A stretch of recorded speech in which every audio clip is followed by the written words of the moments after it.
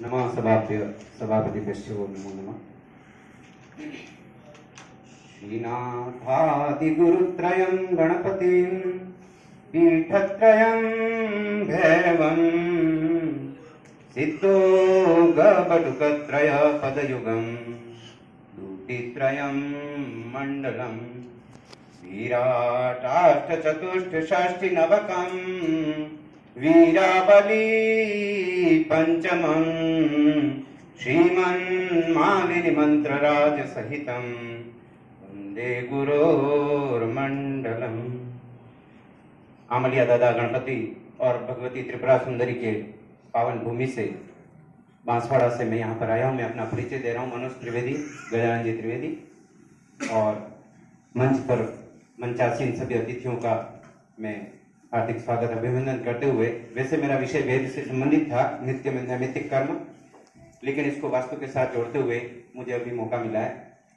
तो मैं आपके सामने जो बताने जा रहा हूँ वो ये है कि हमारे जो नित्य कर्म है, नैमित्तिक कर्म है, प्रातः जागरण से लगा करके और शयन पर्यंत जो भी कार्य हम स्नान, ध्यान, दान, पुण्य, कीड़ी नगरा वगैरह, गौग्रास वगैरह, काक बलि, श्वान बलि, जो भी हम अग्नि जिमाना वगैरह करते हैं, ये सभी नैमित्तिक कर्म हैं। और इन नैमित्तिक कर्म के माध्यम से हम हमारे कुंडली को किस तरह से ठीक कर सकते हैं वो मैं यहाँ पर आपके सामने प्रस्तुत कर रहा हूँ।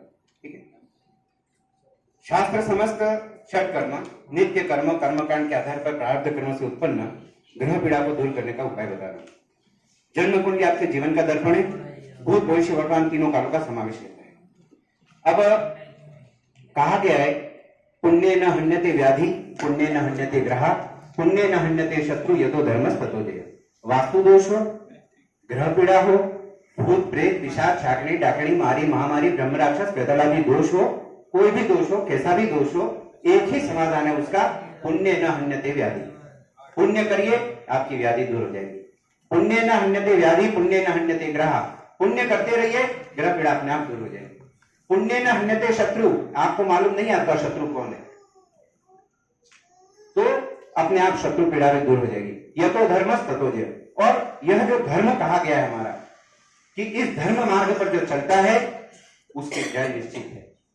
उसी बात को आधार बना करके कहा गया है, आप यदि अपने आध्यात्मिक त्रिविध ताप जो है, धर्म, आदि भौतिक, आदि दैविक और आध्यात्मिक, ये त्रिविध ताप, इन तीन तापों के शमन के लिए ही ये जो कुंडली वगैरह है, पूजन वगैरह है, ये सारा विधान है, व्यक्ति है, इन तीन पीड़ाओं से ही पीड़ित रहते हैं।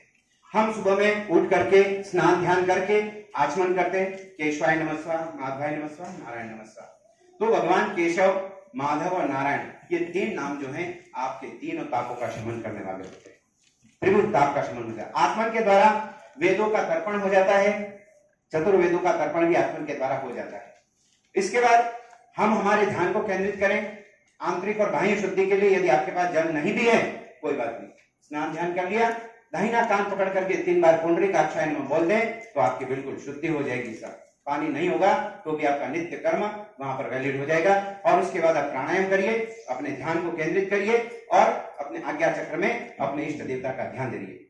फिर इसके बाद हमारा जो केतु है, शिखा बंधन के द्वारा संध्या बंधन जब किया जाता है तो शिखा बंधन के द्वारा हमारे केतु को नियंत्रित किया जाता है। चोटी इसलिए रखी जाती है कि आप चोटी के बने, चोटी के ब्राह्मण बने, चोटी के व्यक्ति बने, जिस क्षेत्र में है वहां पर चोटी के बने आप, इसलिए आपकी शिखा रखी जाती है। और वहां मां भगवती का वास शिखा में कहा, तेजो वृद्धि पुरुष में मां गायत्री स्वयं आती है, शिखा में बैठ करके हमारे तेज की वृद्धि करती है। और जब स्वयं भगवती आकर के विराजमान हो जाए उसके बाद कोई ग्रह पीड़ा नहीं रहती है। सर भस्म धारण जब किया जाता है, कहा गया है चपटी बबूत में है खजाना कुबेर का।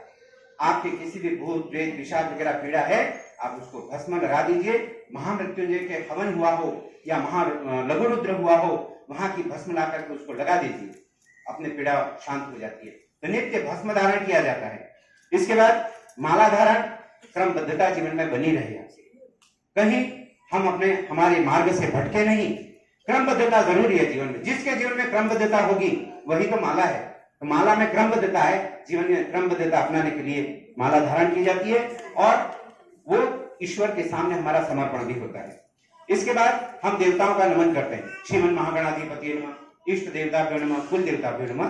गणपत्यादि जो देवता हैं उनको हम नमन करें। हमारे पास जो जल है उसमें गणपत्यादि का जल में, वायु हमारे आसपास जो विराजमान है वहां पर कुल देवताओं का नमन करें वायु में, और ग्राम देवताओं में ग्राम देवता का नमन हम प्रकाश में करें, स्थान देवता का नमन भी हम प्रकाश में करें।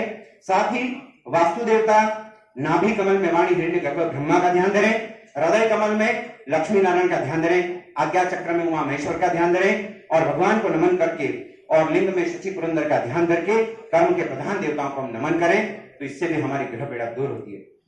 कहा गया है जानाति काले पंचांगम तस्य पापम न विद्यते। जो संकल्प जानता है, पंचांग को जानता है, पंचांग का श्रवण करता है, उसके पाप विद्यमान नहीं रहते।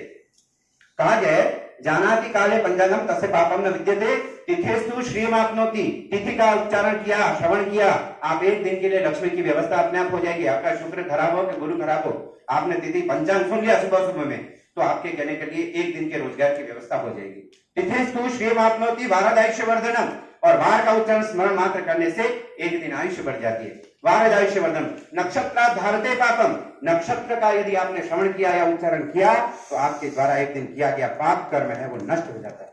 नक्षत्र धारते पापम योगा रोगम निवारणम, आप क्या योग है उस योग का श्रवण किया तो आपके द्वारा जो भी खाया पिया गया उसका जो साइड इफेक्ट हो रहा है वो रोग अपने आप शमन हो जाता है। आपके इंटरनल ऑर्गन कब खराब हो जाए अपन को मालूम नहीं पड़ता, जब हाई स्थिति आ जाती है ना तब मालूम पड़ता है हमको कि हमारे शरीर के अंदर ये रोग है। तो योग का उच्चारण करने से रोग का नाश, योगा रोगम निवारण, और करणात् कार्य सिद्धि से। आप कहीं पर भी जाएं, क्या कारण है उसको सुनिए, उसका श्रवण करिए, तो करण जो है वो आपके कार्य की सिद्धि करेगा, निश्चित रूप से सिद्धि करेगा, आपका कार्य सिद्ध होगा। ये पंचांग श्रवण का फल है, और जो पंचांग श्रवण करता है उसको गंगा स्नान का पुण्य मिलता है, घर बैठे गंगा स्नान का पुण्य मिलता है। ऐसा शास्त्र में ये मैं नहीं कह रहा, जो शास्त्र में क्या है वही मैं आपको बता रहा हूं। आपकी मेष, सिंह और धन राशि अग्नि राशि है। अग्नि राशि में विराजमान कोई पाप ग्रह है उसको अनुकूल करना है। सुबह शाम दोनों टाइम आप दीपक जला रहे हैं, नित्य कर्म हो रहा है। आपके जो इन अग्नि तत्व में विराजमान जो ग्रह है वो अपने आप अनुकूल हो जाते हैं। जो पृथ्वी पूजन किया जाता है, वृषभ, कन्या और मकर राशि में विराजमान जो भी ग्रह है वो अपने पृथ्वी तत्व पूजन करने से उनमें अनुकूलता आ जाती है। उसके बाद देवताओं के लिए जो जल में कुमकुम चावल इसलिए मिलाया जाता है कि वो जल है वो देवताओं को ही प्राप्त हो, अन्य कोई आसुरी शक्ति उसको प्राप्त नहीं करे। आपको मंत्र नहीं भी आते तो कोई बात नहीं, केवल उस जल का पूजन कर दीजिए कुमकुम और चावल से, वो अभिमंत्रित हो जाए, वो आरक्षित हो जाएगा देवताओं के लिए। तो इसलिए कहा गया है कि अपने कुंडली में जो कहने का मतलब जल तत्व में 4, 8, 12 राशि में विराजमान जो भी ग्रह हैं वो अपने आप अपन को अनुकूलता देना शुरू कर देते हैं। तो इस तरह से हमारा जो नित्य कर्म है, अपन धूप पूजन करते हैं। धूप पूजन जो है मिथुन, तुला, कुंभ वायु तत्व प्रधान है, और धूप जलाने से वायु तत्व में बैठे ग्रह जो है प्रसन्न होकर उनके इष्ट कृपा प्रदान करते हैं हम। इसके बाद भगवान सूर्य की पूजा। आपने कहा है कि कुंडली में केंद्र स्थान में यदि सूर्य या गुरु हो तो कुंडली अपने आप सारे कई हजारों दोषों का शमन हो जाता है सर। तो आप सूर्य पूजा नित्य करिए, सूर्य को अर्घ्य चढ़ाइए, आपकी कुंडली अपने आप हो जाएगी, किसी को बताने की जरूरत नहीं है। आप अर्घ्य तो दीजिए सूर्य को, तो दरिद्रता भी दूर होती है और स्त्री के सौभाग्य की वृद्धि भी होती है, जन्म जन्मांतर की दरिद्रता दूर हो जाती है और रोग नाश भी होता है। ये सूर्य पूजन करने से ये लाभ होता है। ये हमारा नित्य नैमित्तिक कर्म, इसके आधार पर ही मैं आपको बता रहा हूं कि हमारी कुंडली किस तरह से सिद्ध हो जाती है। हम जो न्यास करते हैं, देवो भूत्वा देवम न्यसे, आपने सिस्टम, कंप्यूटर सिस्टम देखा होगा, उसमें मॉनिटर के द्वारा या अपने कहने का मतलब कि माउस के द्वारा डबल क्लिक करके सभी एप्लीकेशनों को अपडेट किया जाता है। ये हमारा मॉनिटर है। आपके कायत्री संघ में कौन से देवता हैं, उसके अंगुष्ठाग्रे तो गोविंद, तर्जन्यां तो महेंद्र, मध्यमाम ऋषिकेश, अनामिकाम त्रिविक्रमम, कनिष्ठिकाम नसेत विद्यु, कर्म देतु माधव, परिप्रष्टे हरिविद्या, मणिबंधे जनार्दन। ये सारे कहने का मतलब आपकी सारी बॉडी की एप्लीकेशन सब अपडेट हो गई इतने न्यास करने से। इसलिए जो भी जब जब अनुष्ठान किया जाता है उसके पहले न्यास विधान है। देवो भूत्वा देवम यजेत, आप देवता बनेंगे तब देवताओं का यजन पूजन, वो लेवल तो लाइए अपना। सीधे जा करके बैठ गए, गौमुखी में हाथ डाल दिया और फिर मंत्र जाप करने लगे, ऐसे कोई सिद्धि मिलने वाली नहीं है। स्वयं को अपन को देवता के अनुकूल बनाना पड़ेगा, अपने अंदर वो आचरण आने चाहिए। देवो भूत्वा देवम यजेत। अंगुष्ठ अग्नि तत्व का न्यास। आपको जलोदर की किसी को पीड़ा है, अंगुष्ठ का न्यास करने से जलोदर की पीड़ा शांत होती है। तर्जनीभ्याम नमः, वायु तत्व शुद्ध होता है। मध्यमाभ्याम नमः से मिट्टी तत्व संतुलित होता है और शनि पीड़ा दूर होती है। अनामिका न्यास से सूर्य बल प्राप्त होता है, आत्मनियंत्रण मजबूत होता है। कनिष्ठिका से भगवान इंद्र की कृपा और ऐश्वर्य की प्राप्ति होती है। करतल कर पृष्ठाभ्याम न्यास से प्रातः स्मरण पर्वतों, नदियों की कृपा प्राप्त होती है और शिखा न्यास से ऋषि प्रसन्न होते हैं। नेत्र न्यास से ज्योति प्रदाता सूर्य और चंद्र प्रसन्न होते हैं। कर्ण न्यास से दिग्बल और नासिका न्यास से वायुदेव और भुजाओं से यम और कुबेर दिक्पाल देवताओं की कृपा प्राप्ति होती है। नाभि की ऊर्जा नाभि से मिलती है और सभी देव से। पाद न्यास में विष्णु कृपा प्राप्ति होती है।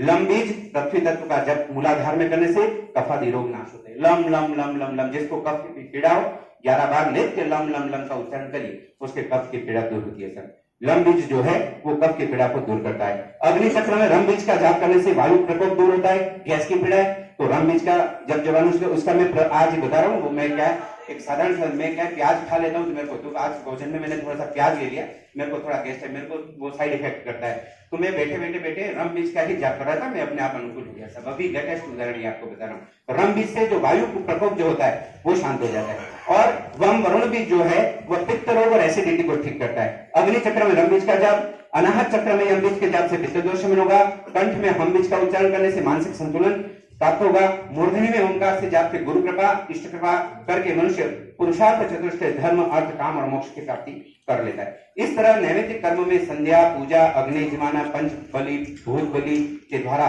मनुष्य आने वाली ग्रहों की पीड़ा को दूर कर सकता है। तो ये जो नैमित्तिक कर्म से, इसके अलावा भी आपने देखे होंगे गंडांत दोष, तिथि गंडांत, लग्न गंडांत, नक्षत्र गंडांत इत्यादि कई सारे दोष है।